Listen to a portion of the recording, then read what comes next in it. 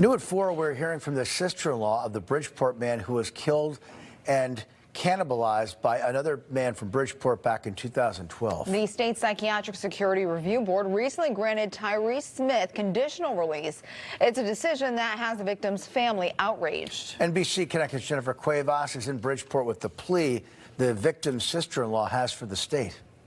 Hey guys, well, the sister-in-law of Angel Gonzalez says Smith's release has opened up old wounds. She hopes for more accountability from the State Psychiatric Security Review Board. Angel was a great guy.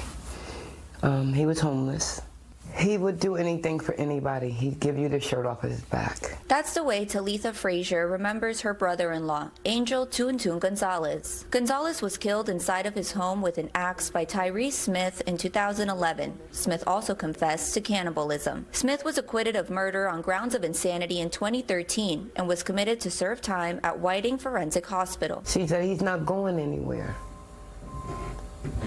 That was 4 years ago.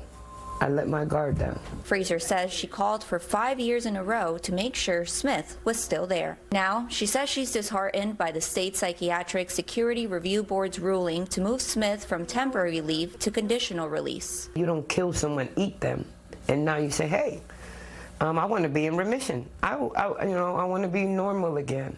Well, if that's the case, he should have went from psychiatric to jail so he can understand what he did was wrong. In a written statement, PSRB said, quote, at the conditional release hearing for Mr. Smith, there were 14 sworn witnesses that represented a fraction of the experts that evaluated and assessed this case and Mr. Smith's appropriateness for conditional release. To me, he didn't get punished. We didn't see any justice. One of his conditions includes staying out of Bridgeport, but Frazier says it's not enough. I don't want him to do this to nobody else. I don't want the public to harm this man either. We don't want that. We're not looking for eye for an eye. We just want justice. In Bridgeport, Jennifer Cuevas, NBC, Connecticut News.